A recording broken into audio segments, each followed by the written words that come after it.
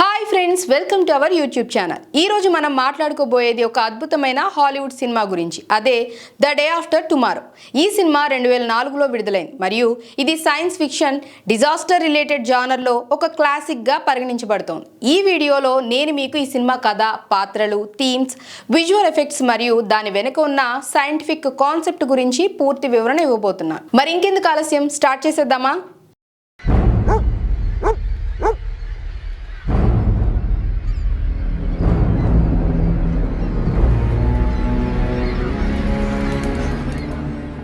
The day after tomorrow అనేది Roland Emmerich దర్శకత్వం వహించిన సినిమా. ఈ సినిమా క్లైమేట్ చేంజ్ మరియు గ్లోబల్ వార్మింగ్ వల్ల భూమిపై ఏర్పడే తీవ్రమైన వాతావరణ మార్పుల గురించి చెప్తోంది. ఈ సినిమా కథలో ఒక సైంటిస్ట్ జాక్ హల్ గ్లోబల్ వార్మింగ్ వల్ల భూమి ఒక కొత్త ఐస్ ఏజ్ లోకి వెళ్తుందని హెచ్చరిస్తాడు. అయితే అతని హెచ్చరికలను ఎవరూ సీరియస్గా తీసుకోరు మరియు త్వరలోనే భూమిపై వినాశనకరమైన వాతావరణ సంఘటనలు సంభవిస్తాయి. ఈ సినిమా కేవలం ఒక డిజాస్టర్ మూవీ మాత్రమే కాదు, ఇందులో మానవ సంబంధాలు, సర్వైవల్ మరియు ఆశ గురించి కూడా చాలా ఎమోషనల్ మూమెంట్స్ ఉన్నాయి. సినిమా మొదటి సీన్లో జాక్ హల్ పేలియో క్లైమటాలజిస్ట్ ని చూస్తాం.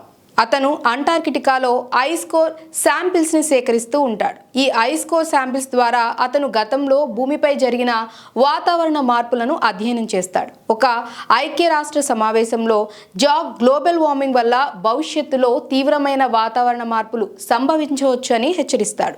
అతని అంచనా ప్రకారం ఈ మార్పులు దశాబ్దాలలో కాకుండా కొన్ని వారాల్లోనే సంభవించవచ్చు.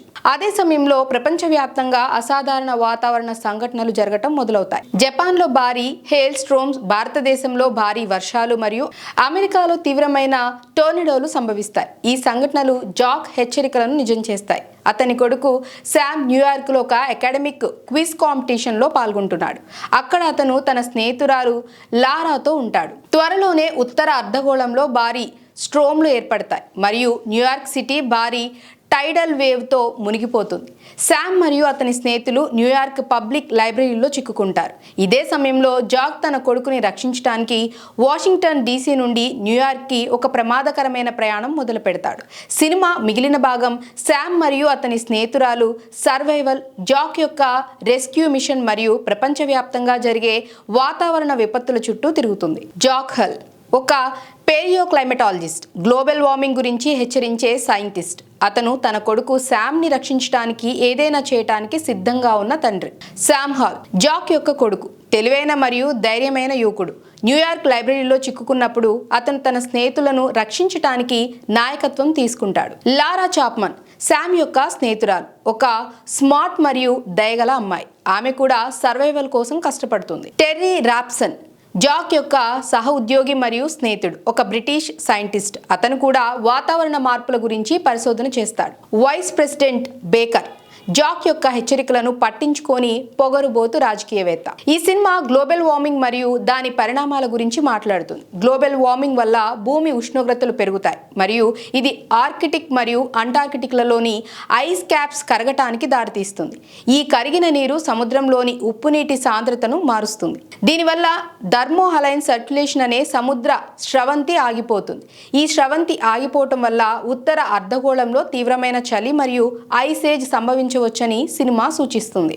అయితే ఈ సైంటిఫిక్ కాన్సెప్ట్లు నిజమైనవైనప్పటికీ సినిమా వాటిని చాలా ఎగ్జాజరేటెడ్గా చూపిస్తుంది. ఉదాహరణకు, సినిమాలో కొన్ని వారాల్లో ఐస్ ఏజ్ సంభవిస్తుంది, కానీ నిజ జీవితంలో ఇలాంటి మార్పులు దశాబ్దాలు లేదా వేల సంవత్సరాలు పడతాయి. అయినప్పటికీ ఈ సినిమా క్లైమేట్ చేంజ్ గురించి అవగాహన కల్పించడంలో విజయవంతమైంది. Visual effects.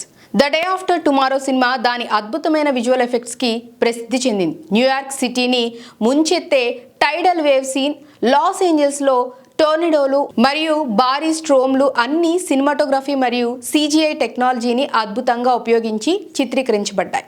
2004లో ఈ సినిమా విజువల్ ఎఫెక్ట్స్ టెక్నాలజీలో ఒక మైలురాయిగా నిలిచింది.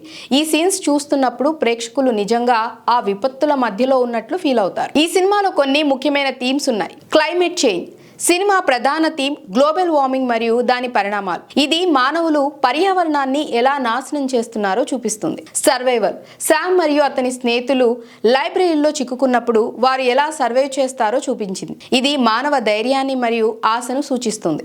కుటుంబం మరియు ప్రేమ. జాక్ తన కొడుకుని రక్షించడానికి చేసే ప్రయాణం కుటుంబ బంధాల గొప్పతనాన్ని చూపిస్తుంది. అలాగే శామ్ మరియు లారా మధ్య ప్రేమ కథ కూడా ఎమోషనల్ గా ఉంటుంది. Science versus politics.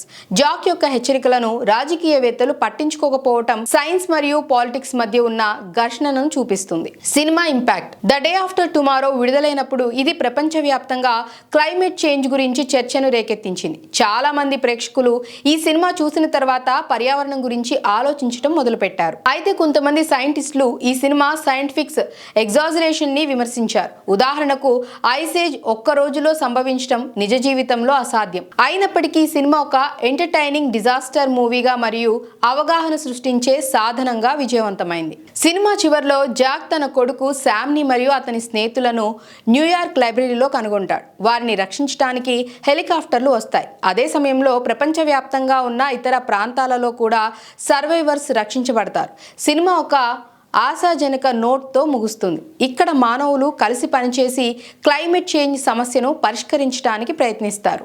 నాకు పర్సనల్గా ఈ సినిమా చాలా బాగా నచ్చింది. ఇది కేవలం ఒక డిజాస్టర్ మూవీ కాదు. ఇందులో మానవ సంబంధాలు మరియు ఆశ గురించి చాలా ఎమోషనల్ మూమెంట్స్ ఉన్నాయి. విజువల్ ఎఫెక్ట్స్ అద్భుతంగా ఉన్నాయని చెప్పాలి. మరియు కథ కూడా చాలా గ్రిప్పింగ్గా ఉంటుంది. అయితే సైంటిఫిక్ ఎగ్జాజరేషన్ కొంచెం ఓవర్గా అనిపించవచ్చు, కానీ ఇది ఒక హాలీవుడ్ సినిమా కాబట్టి అది ఎంటర్టైన్మెంట్ కోసం చేసిన పనిలా అర్థమవుతోంది. సో ఫ్రెండ్స్, ఇది the day after tomorrow cinema గురించి పూర్తి వివరణ. ఈ సినిమా మీరు చూడకపోతే తప్పకుండా చూడండి. ఇది ఒక గొప్ప ఎంటర్టైన్మెంట్ అనుభవాన్ని ఇస్తుంది మరియు క్లైమేట్ చేంజ్ గురించి కూడా ఆలోచింపజేస్తుంది.